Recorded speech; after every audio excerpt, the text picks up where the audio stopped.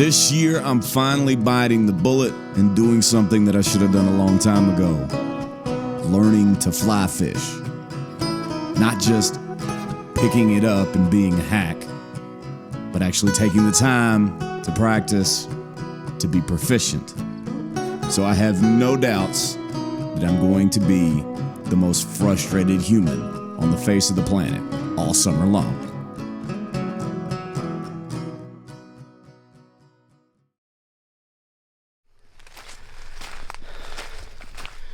We've officially hit the summer doldrums. Most people look greatly forward to this time of year. And while it's fun, go to concerts, hang out, barbecue, stuff like that, there's not a lot of hunting, and outdoor stuff is kind of tough to come by. So I'm back out in some of my little creeks that I like to fish here during the summer. And with being as bad at fly fishing as I was in Wyoming last year, which you guys saw,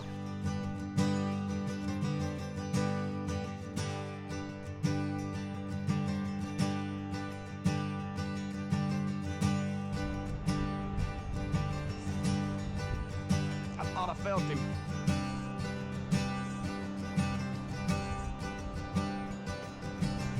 Oh! I decided this summer that was what I was gonna do, was I was gonna get better at fly fishing. So here it is. Let's go see if we can not suck at this.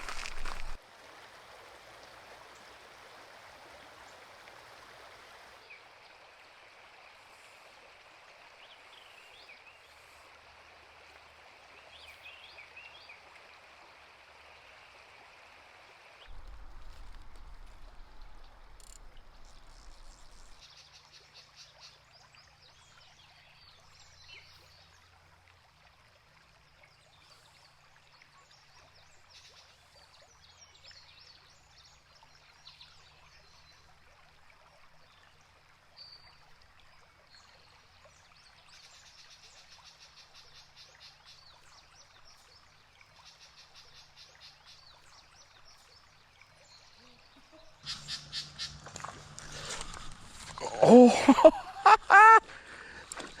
I can't believe it. Oh, I'm turning on the wrong side.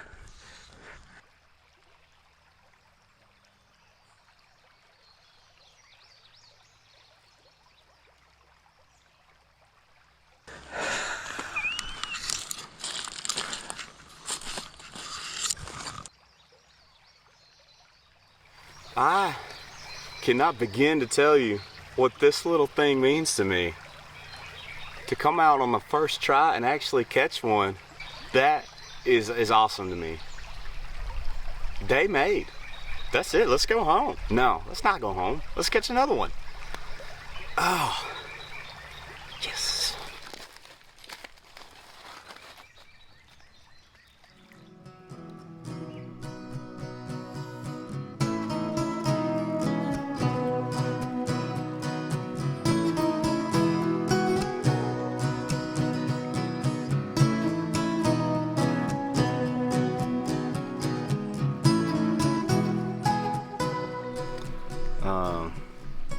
Glad I left the camera down here because got the fly stuck in a tree and looked like an idiot. This is a killer stretch of water and I ruined it with my lack of experience, but that's okay.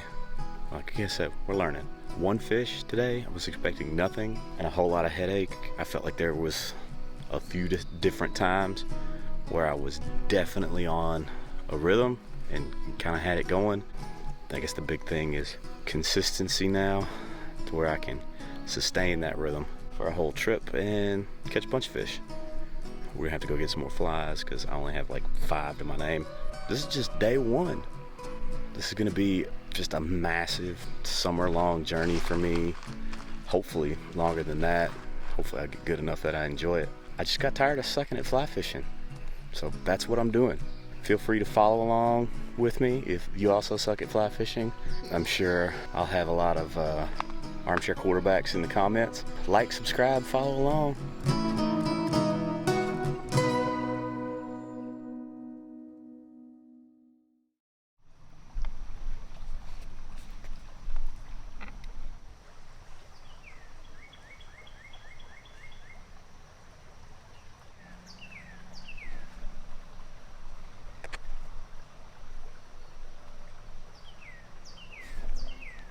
So here's the thing with me and trying new things.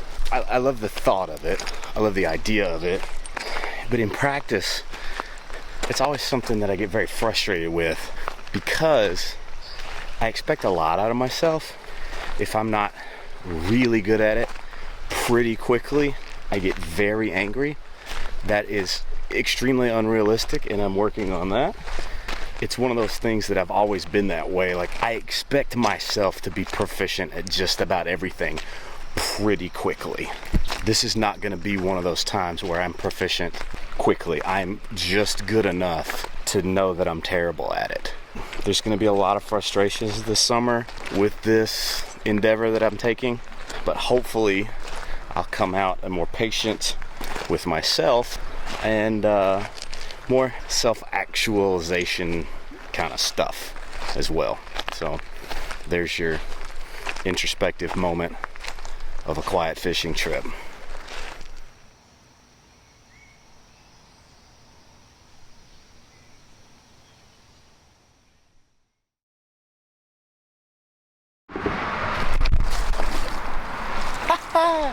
Saved that one barely. I don't know how. Back in the creek trying to catch some good smallmouth, some good largemouth. On the fly. Still trying to learn how to fly fish. See how much frustration I can handle today.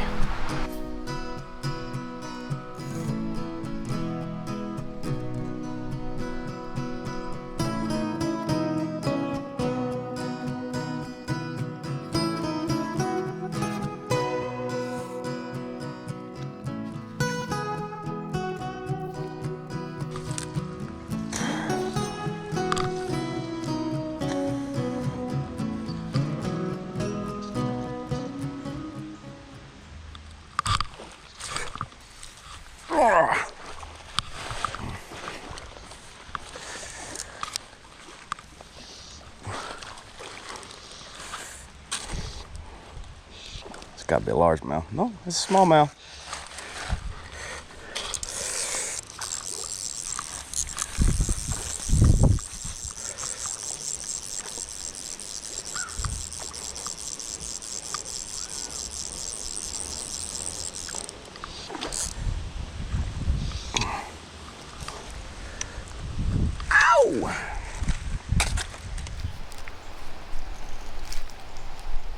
This might be my best one on the fly yet. Still not very big, but we're at least getting closer.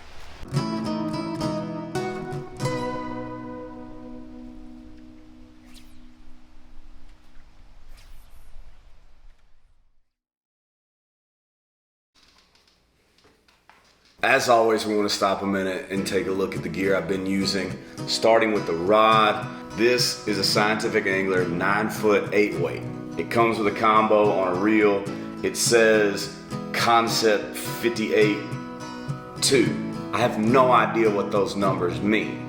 This is a combo that my dad bought me for my birthday like years ago. Believe I'm using a 12-pound leader or tippet. Again, not 1,000% sure of the difference. I'm still learning, but it seemed to have worked well. I think you can still find these in a combo. If you're gonna get into the smaller stuff, obviously you want a smaller action, but this has worked great so far for the smallmouth. I really like this. Now, moving on to the flies, we use several different kinds. I used this, which is a Clouser and Sexy Shad, which, being a traditional tackle bass guy at my core, when I saw the Sexy Shad color, obviously that's one of the standards, that's one of our go-tos. This is like a super weighted woolly booger, which is one of like the most traditional fly patterns. You'll catch anything, it's meant to mimic either a crawfish or a bait fish, either one. This one's got a super heavy weighted head on it, and so it does the crawfish thing really well, and caught several fish on it too. I used a couple different crawl patterns, and I was trying very hard to target bigger fish with these, so I didn't have as much success with these. So I'm not saying they won't work, or I'm not glad I have them. I'm just saying, you're targeting bigger fish, you're not gonna get as many. And last but not least, the old standard, the Betts style popper, which this one has absolutely been beat to smithereens.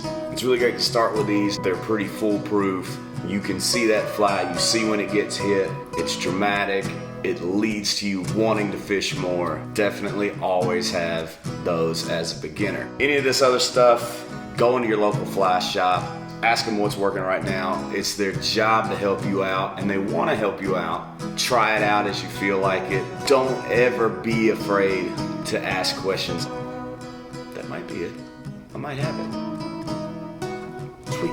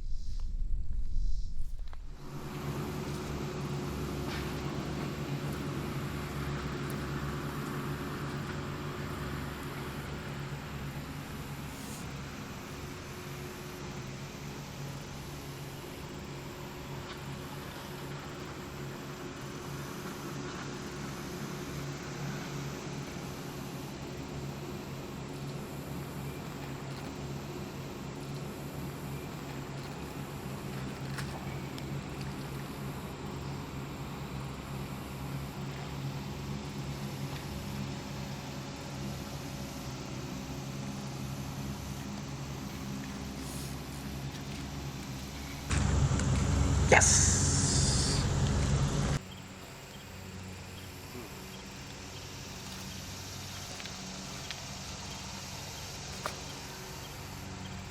That's one. See if we can make it two.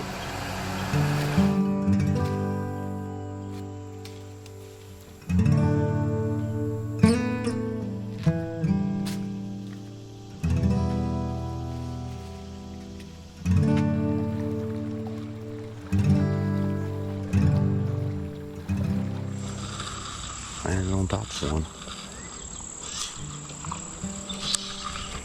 Oh, did he take the whole thing? Make sure you take a second and retie your flies, or this happens. I should have known better.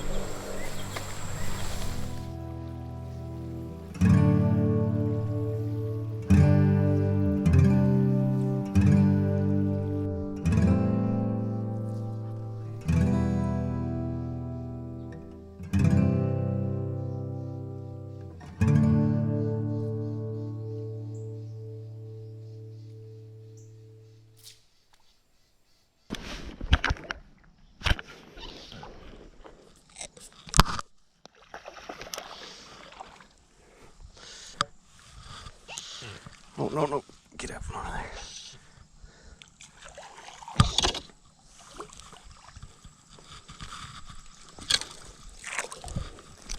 Yes! Oh, man.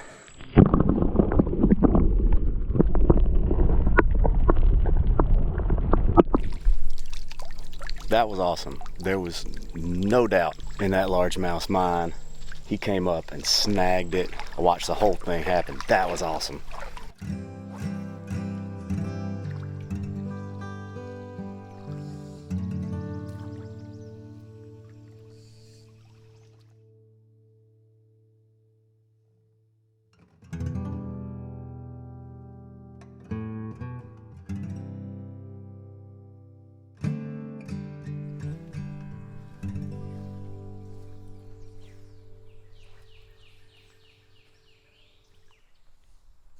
Oh!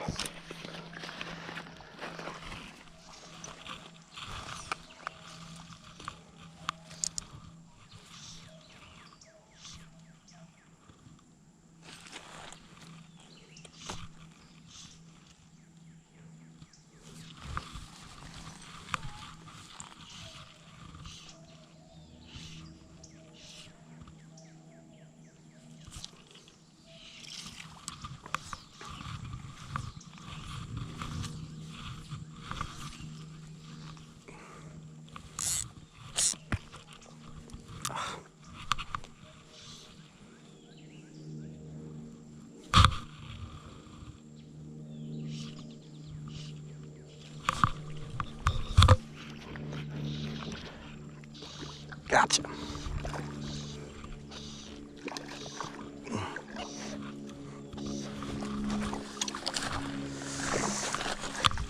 Oh!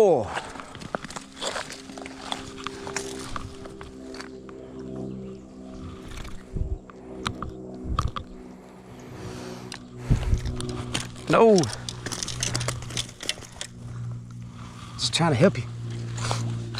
Man, we're finally getting it dialed in here, trying to figure this out. Great day. Man, still a lot to learn. Finally feeling like we're moving in a positive direction with this whole fly fishing gambit thing.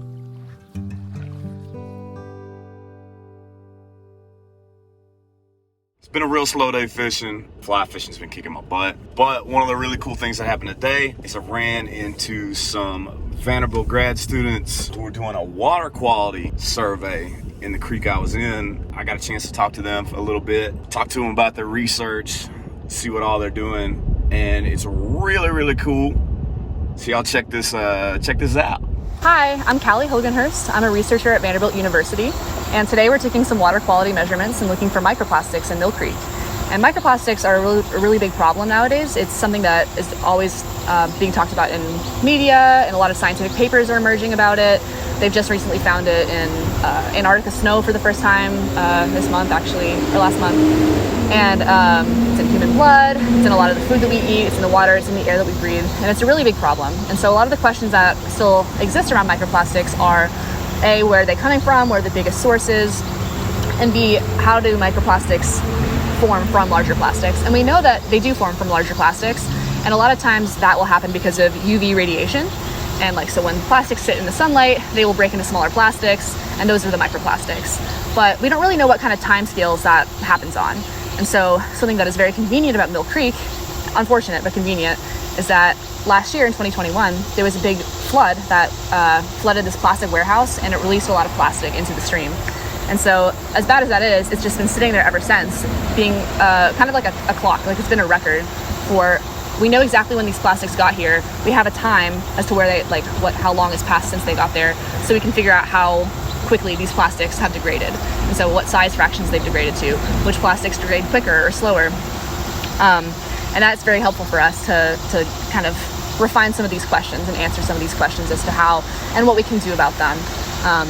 And so it's also been a case that's important for environmental remediation reasons. So if we can say look, these plastics came from, we can very well say that these microplastics came from this spill. It didn't happen upstream of the spill. We're finding them all downstream. That could also be used if there were to be a legal case, it could be used as a piece of evidence to say this party is responsible for this plastic pollution. So yeah, this is a project that we've been working on for about a year. We're gonna keep working on it for at least another year. It's a really good time. Now you might be saying, what the heck do microplastics and all this got to do with fly fishing? And I get it. I don't like politics in my outdoors either. But the answer's easy. It's habitat.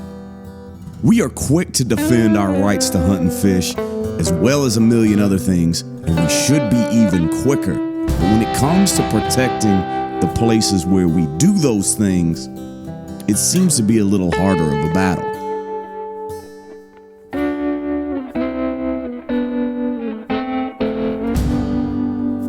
Look, I don't know jack about microplastics, and I can't sit here and act like I do.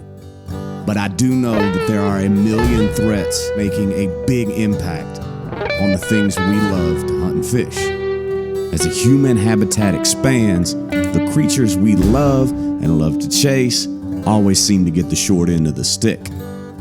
Look, I don't have the answers, but I do know that if the next time you see a piece of trash on a hike or a hunt, if you stop and pick it up, that's a positive start.